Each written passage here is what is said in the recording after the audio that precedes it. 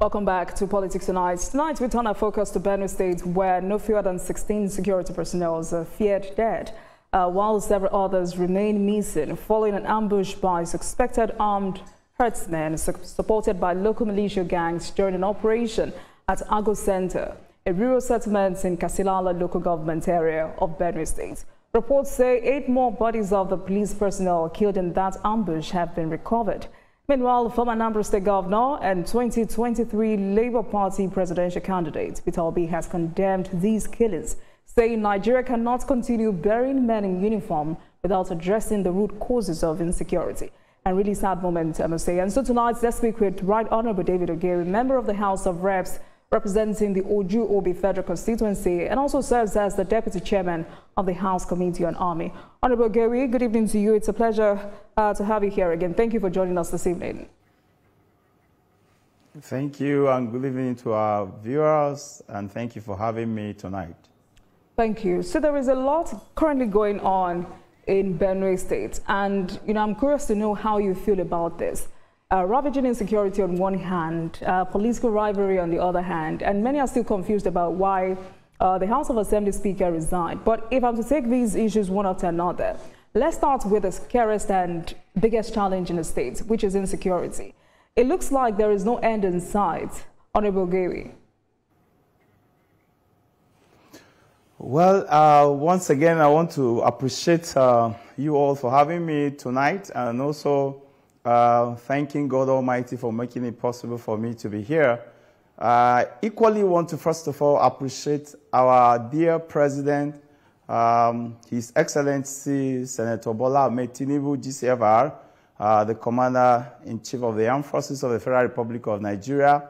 I'm appreciating him today because he has shown a lot of care to Benue people, and equally to my federal constituency, Ogewu in particular, because for just this month, from 1st of September to 6th of September, we had programs we roll on that include even a security summit that took place on the 3rd of September 2025, where we had all the stakeholders in Ogewu Federal constituency come together with all the traditional rulers, sitting down for us to reason together, and with the heads of the security, where I invited the Chief of Defense Staff, Musa, and equally DGSSS, Mr. Tosin, and the rest, who were ably represented by all the heads of the security in Benue State, right in my federal constituency.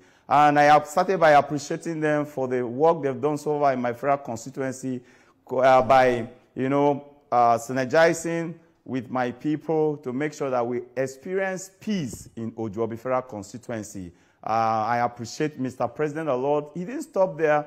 He equally sent the Secretary of the Federation, Senator George Akume, to represent him in the grand finale, where we had the Igedagba, popularly called the New Year Festival, and the empowerment, of course, were carried out by myself and our hospital being equipped. Having said this, looking at the security situation in my state, just like I said before, Mr. President Bola Ahmed Tinubu is very much willing, and I always say it, the last time I was here, I mentioned it here on this channel that since the inception of democracy and presidents we've had so far, there is no president that have been given the kind of allocation that is given to states in the history of Nigeria.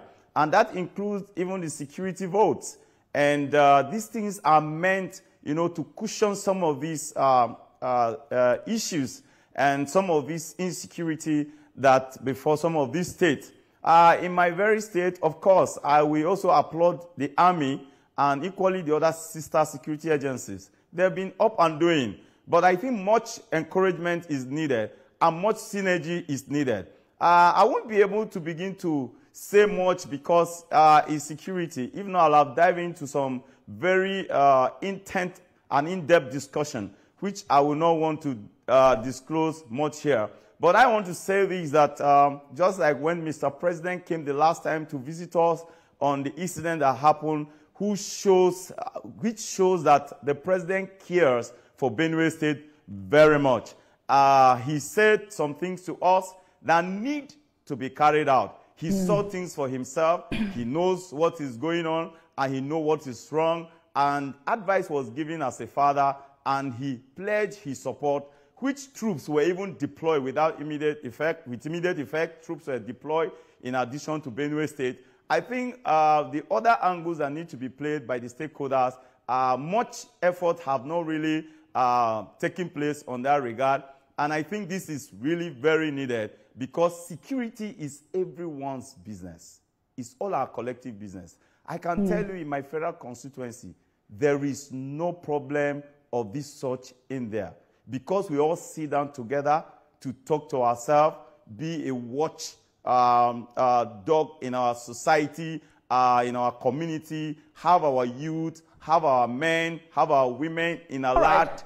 All right, Honorable. So is that what is missing in other communities? Because, you know, you've talked about security votes, and in the same vein, you've asked for more encouragement. And the question is, in what aspects? Because, you know, I'm part of those who have questioned if Governor Insecurity and the federal government know what to do when it comes to Benue, insecurity in Benue State, but intentionally not doing it. First, when you think of how much has gone into securing the state, and clearly, from reports, Benue State has collected an estimated 213 billion naira in security votes between 2014 till date. But the notion is that money, if well spent, is enough to tackle insecurity. So does this give an impression that perhaps this is more than budgetary allocation to the security sector, and whether it is about proper channeling of these funds? I want to say this. That's why I started by saying that when the president came, he understood, you know, having all the security intelligence coming to him, he understood what was happening, and he gave his fatherly advice. Of course, you know, security discussion are not things I will begin to speak in a depth manner here, but I can assure you that in terms of appropriation, I say it here before, when we were inaugurated, immediately we swing into action. The Right Honorable Speaker is people's speakers. And we went to an executive section, have a very serious deliberation, came to the plenary, and we all agreed to have even quarterly review on the security situation in the country. We had the service chiefs with us, we interact with them, and then we embarked on oversight, especially in the Army, where I'm the deputy chairman, and we saw some of the things that are needed, the welfare and some other things that need to be increased. We came back, tabled the report to the Speaker, Right Honorable Tajuddin Abbas. He took it with, with all action immediately, and then we swing into action. And President immediately saw the need and then brought in supplementary budget that was almost half of that budget, almost half of that supplementary budget went into security. And this money, Mr. President, do not hold back. They were disbursed to states. Now, the question is, just like you've asked, are they well utilized? Are the right hands being put in place to make sure that these things are copped? This is where a lot of questions steps in. And that is why Mr. President, the last time he came, he said, look, you stakeholders, you need to come together, engaged, and then profile and work in synergy with the security forces to put an end to this. And I said to you, as one of the stakeholders from Benue State, that in that angle, much has not been done about it. Okay. So this is very much needed for all hands to be on deck. That's why I cite instance with my own federal constituency, Ogewu federal constituency. All right, so let's leave your federal constituency, since it looks like there is relative peace in your community. You're a stakeholder, like you said. So what steps do you think need to be taken to disrupt these criminal networks and perhaps reduce their influence in the state? As a member of the House of Reps, what legislative measures have you championed? Kindly hold on, sir. What legislative measures have you championed personally at the national level to improve the security situation in Benue, especially with this recurring violence and displacement of persons? What legislative measures, I just want you to understand the question properly, are you advocating for to improve security in Benue State? Now, when we speak about legislative effort, just like I pointed out before, that we've taken upon us. We made the submissions that were hidden to, and increase was made in those budgeting, allocation regarding security. And then now the ball game or the ball rests, in the courts, even at the states. Like I said, Mr. President understood it very well, and he said, look, stakeholders need to come together. Now, let me put it to you. What shall we do, just like you've asked? What needed to be done at this moment in Benue State is for the whole stakeholders to come together. Now, I will put this across to you again. One of the things I always said in some of these areas we move, you see, in tackling security, we need both kinetic and non-kinetic. The kinetic measure is what the armed forces display, or the security display. The non-kinetic also involve them, but not with power, but with the stakeholders, with the people. Now, in dealing with these people, number one, you see we have clergymen in every of these areas. Take it or leave it. These people go to church, some go to mosque. And I can tell you for free that those clergies know who is good and who is bad. When you go also to the traditional institution, we have our traditional fathers who oversee some of this community. They know the children who are stubborn and who are not stubborn. Okay. They have a role to play. Then you now come to the the other picture, which is the political aspect. They have a role to play. If these three segments will come together and then discuss way forward, I can tell you, it's just as I am sitting and somebody will come to my house and tell me that I don't know my children. It's not possible. I know my children. So we should be able to say, okay, are these strangers coming from somewhere? How do we stop them as a family? We devise a means, and then the security apparatus, agencies also will come in, and then these people will be flushed out, and they will be kicked out. But Honorable Ogewu, the governor has consistently talked about politicization of the security issues in the state. Is that still the case? Well, it's part of it, but I can tell you that what I just put across to you is just the best way to go regarding what is on ground in Benue State at the moment. And it's exactly the advice of Mr. President when he visited us the last time when we had that accident.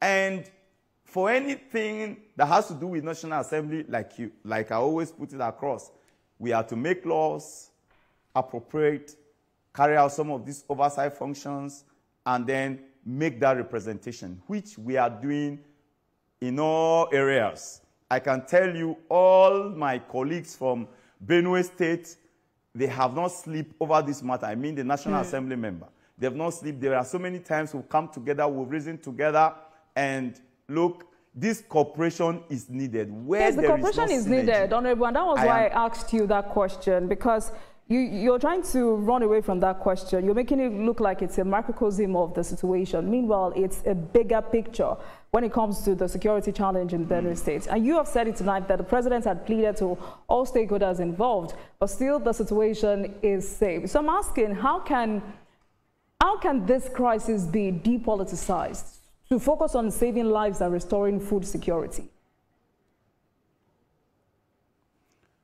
Well, I am not dodging away as you think. I'm not running away from it.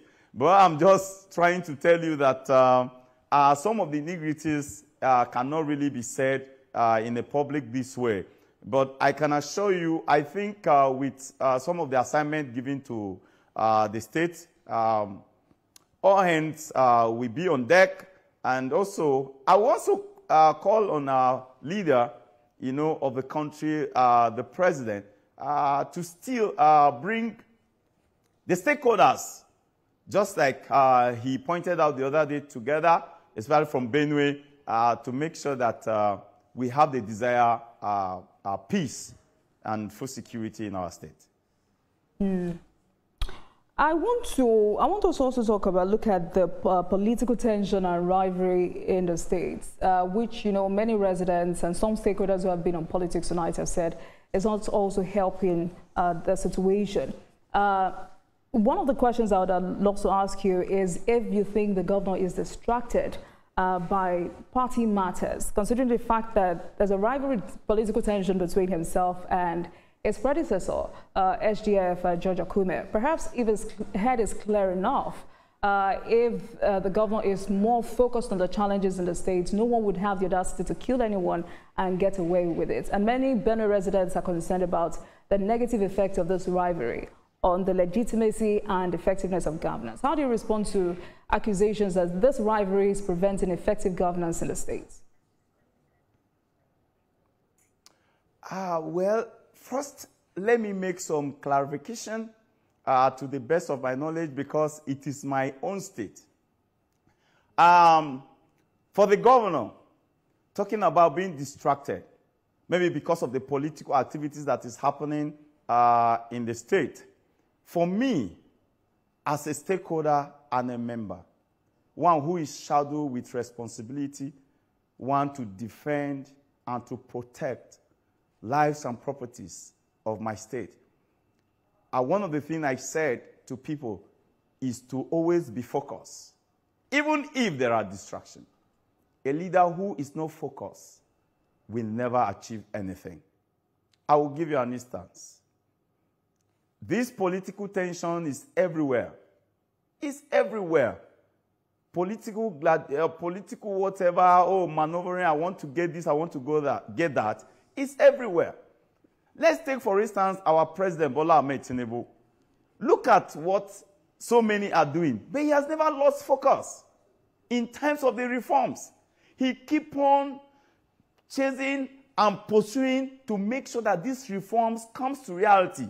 That is the spirit of leadership. So, for me, distraction is not an excuse. And to even say that the SGF is the cause of it, for me, I think it's not fair on his side. I can tell you, to the best of my knowledge, you always hear the SGF saying, I have no problem with the governor. They should help him to ask, what problem has he with the governor? I was also close with the governor. If you ask him, he will say he doesn't have problem. So what is needed is for us to understand and come together, put the growth and sadly, of Benue State both forward. leaders keep saying there are no issues. Meanwhile, the citizens, the innocents, children, women, and young men of Benue State continue to bear the brunt of this crisis. But in less than 1 minute, how do you engage with your constituents to ensure their voices are heard in government? And how often do you hold town hall meetings or constituency briefings? In less than 1 minute, Honorable. For me, as a member, I always do that. In fact, for this year, I've gone around even to Southwest, the North Central, even down to Makurdi, down home. I always have my constituency briefing, talking to my people, town hall meetings, briefing them even what I'm doing and what needs to be done and suggestions to be made. And these have also helped me to be able to meet up with some of the challenges, even the ones that are yet to come. We arrest the situations beforehand. So having a town hall meeting is a frequent thing that I do. All right, then. No matter how large a group is or little they are, I always have some of these critical. All right, Honorable. Sadly, we're out of time, but I look forward to more conversations with you, and hopefully, and definitely we'll continue to monitor developments in Benue State, and hopefully peace returns to the state for the sake of every citizen, resident of the state. Thank you so much for speaking with us. Honorable David Ogewu, member of the House of Reps representing Yes, and before we go, please allow me to also serves as the Deputy Chairman of the House Committee on Army. Thank you for speaking with us tonight. All right, thank you so much. Thank you for having me. And thank you for watching, everyone. That marks the end of today's episode of Politics Tonight. But before we go, let's tell you that the views and reactions of our resource persons are theirs and have no connection with TVC News. Meanwhile, you can watch the repeat broadcast of this episode at 12:30 a.m. Get in touch with us on our social media handles, Facebook, Instagram, and X at TVC News NG and at Olajumoke using the hashtag Politics Tonight. We're also on YouTube at youtube.com/TVC News NG. I am Olajumoke Olatunji. I'll see you again tomorrow. Good night, everyone.